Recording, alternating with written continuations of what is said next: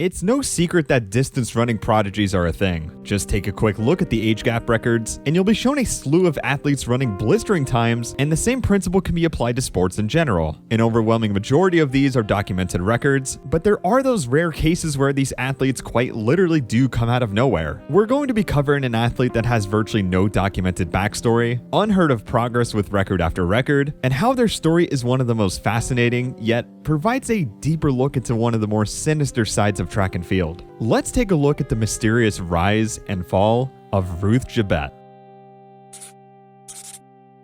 Ruth Chebet is a Kenyan-born Bahraini distance runner. Any data regarding her as a youth runner is just about non-existent, but what we do know is that in early 2013, she moved to Bahrain at the age of 16 to compete for the Asian country, as the wealthy nation saw fantastic potential in her running skills, and they would also provide her schooling, housing, financial support, pretty much the works. Even at such a young age, Chebet had broken the 10-minute barrier in the 3,000-meter steeplechase and broke Bahrain's steeplechase record already. This translated her to breaking this record many more times and snagged quite a few junior wins in 2014. Despite dropping her time by 20 seconds in just a single year, people still didn't quite know who Ruth Chebet was, and after slightly underperforming at the 2015 World Championships, she already seemed to be hitting an early plateau. This completely changed out of thin air, however, because she would run 9:15 for her season opener in 2016, and at the Prefontaine Classic, she would set one of the best steeplechase times ever recorded.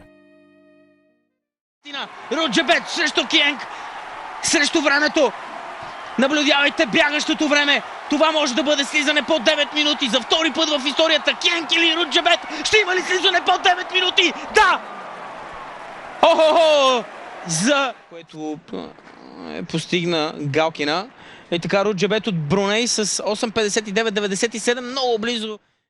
Ruth Chebet dropped the second ever sub-9 in the women's steeplechase, ran a 16-second PR, and beat multiple world-class athletes that she wouldn't have been close to just a year or two ago. This would be nothing but a glimpse into what she further had to offer, because she entered the most competitive steeplechase field she could possibly find, which was, of course, the 2016 Rio Olympics. Normally, races that are 1,500 meters or longer will be at least somewhat strategic, but just after 1K, Chebet decided it was time to pull away and solo her way to victory. And not only does Chebet go under 9 again, but now has an Olympic gold medal at just the age of 19. There was a slight issue with this win though that left a lot of the Kenyan running community pretty bitter, as plenty voiced their disdain for Chebet representing a different country that wasn't her home one, and was considered a traitor by many as a result. Her trip back to Kenya was very tame and low-key all around, as some sources point out that quite a few weren't happy with her arrival. On the other hand, she was treated like a queen back in Bahrain, where they not only had a grand celebration for her, but she was also paid $500,000 by the Bahraini government for such an achievement. At the end of the day, the truth was that Ruth Chebet was practically unstoppable at this point. She was a brute force frontrunner who could run fast times on a whim whenever she wanted, and no one was simply fit enough to catch her. Just a couple weeks later though, there was another Diamond League event in Paris that all the top dogs would enter, except this time, they had multiple pacers to help Chebet, or possibly Kiyang, break the record. They would come through the first kilometer in 2:56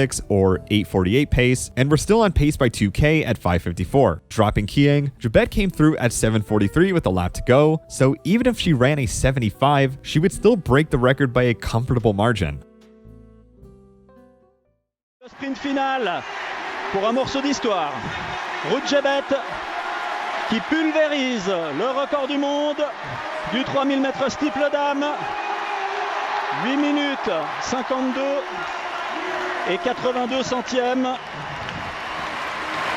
7 secondes exactement de mieux que le record. Début de cette saison. Et Ruth Chebet, cette jeune Bahraini.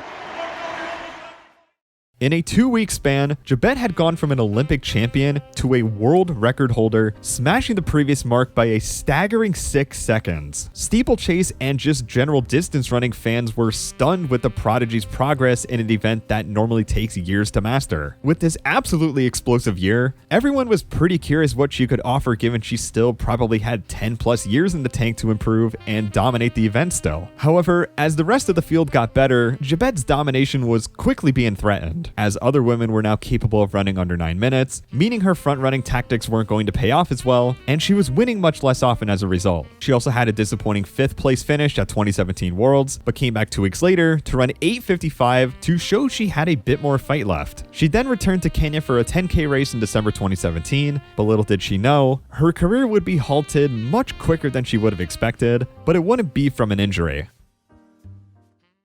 With a disappearance in Jebet's attendance for multiple years, articles eventually surfaced with her name in it, but this time in a much harsher light. While there was one article from 2018 that mentioned doping allegations against Jebet, it wouldn't be until March 2020 where more mainstream outlets covered the topic. This was mainly due to the now public decision the Athletics Integrity Unit released in mid-February that year, where Jebet was handed a 4-year suspension from competing due to findings of recombinant erythropoietin, or REPO, in her system. It's a prohibited drug in competitive sports that increases the amount of red blood cells in your system, making it the most commonly used substance in endurance events. She would begin her ban in 2018 and would be eligible to compete in 2022. Reading through a lot of these testimonies don't really help that much anyways, especially since her levels were fairly high to be produced naturally in her body, so it wasn't too surprising she eventually admitted to administering it in some fashion a year and a half later after she got caught. Unquestionably, this news was met with a ton of flack from the general track community. One athlete even claimed she was robbed of over $100,000 in cash prizes from the time she lost to her. Although this number should be taken with a grain of salt given she had never formally placed second to Jebet in any races, meaning this $100,000 number would have to have come in the form of other placements outside of first place. But I digress. Regardless, Jebet returned to competition at Arab races in 2022 after being unbanned, but her times are very underwhelming. In fact, they wouldn't even grant her solid placements at any high-level collegiate meets. Despite all of this, there's a degree of sympathy that should be acknowledged towards Jebet, which may surprise a lot of you. But here's where I want to turn the attention to a completely different part of the video, as it addresses a much larger issue on how Jebet isn't entirely at fault here.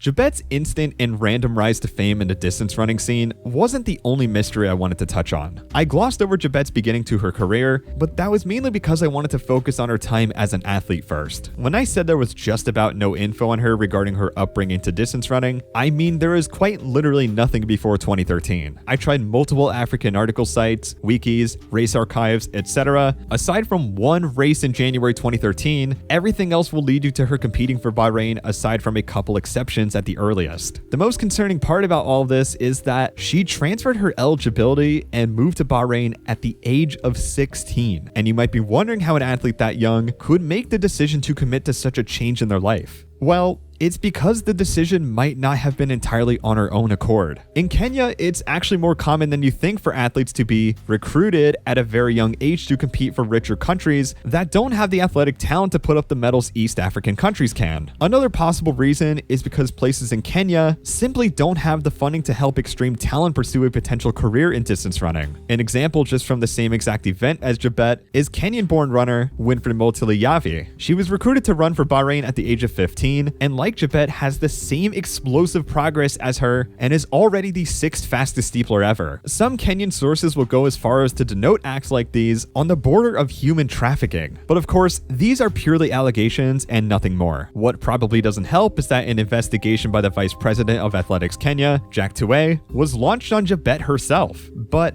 AK themselves would have had to accept this transfer of eligibility in the first place. This, of course, led to massive speculation that youth athletes are not protected well enough at all in Kenya. And if you scour the all-time list for a few other events, you'll come to find that Kenyan-born athletes competing for richer countries are more common than you think. Now, competing for a different country because you can't financially support yourself in your own isn't an inherently bad thing. But in Jebet's case specifically, I want to cover a man that's most likely responsible for her early transferring, and that's Gregory Colanzo. Ruth Jebet's coach, now manager, Gregory Colanzo, has had multiple allegations of grooming against him and was eventually banned from Athletics Kenya in the early 2010s. This is probably why he's listed as a manager rather than a coach nowadays, but he's no random person when it comes to coaching or recruiting young women from the Nairobi area and shipping them off to another country to compete. Her agent also played dumb when she was charged with an anti-doping rule violation, because let's be honest, no one should be this surprised about an 8:52 steepler getting getting caught taking the most common endurance PED ever. Jabet's team is highly questionable at best, but the fact that Colonzo in particular has a potential history of manipulating young women is extremely concerning. Now, an alternative, highly optimistic look at the root of all this is that Ruth Jabet may have made the conscious decision to an extent to move to Bahrain to support her family because the monetary rewards would be worth it over time. Given Kenya pays much less for major wins than a country like Bahrain, this sounds reasonable on the surface. But again, she was a kid when she transferred her eligibility. Jabet herself claims she did this for her family, and her family does say that they're grateful for the income she's provided for them, but it still brings the ethics of her career origins into question, especially with a track record like Colonzo's. In the grand scheme of things, situations like Ruth Jabet's are pretty rare, but the fact that there are multiple documented instances of these is a problem I'm surprised has never been formally addressed from larger running channels. Sure, to the average person, no one would look deeper than the fact that an athlete transferred countries for money, but to be taken away from your home country at such a young age and to be utilized as an athletic beacon for another country kinda makes it hard to not feel bad for Jabet in the end. Ruth Jabet is without a doubt one of the most talented, yet mysterious female distance runners ever. From her completely random rise to fame with her unknown backstory, to her quick descent back into obscurity, it's a story that leaves many questions unanswered, and faces the controversial nature of the way East African teenage runners are recruited to run for different countries. It's a case worth documenting because situations like hers are more likely to happen than they should be. While some of these cases are much more innocuous than others, Jabet's specifically is perhaps one of the most confusing and frankly concerning in distance running history, and only time will tell if we ever get some answers or some clarity moving forward. Thank you to all my patrons for supporting the channel, and if you want to support the channel for more track and field content like this, come on over and become a patron, drop a sub, and peep the Instagram too. I'll see you on whatever video I upload next, and take care.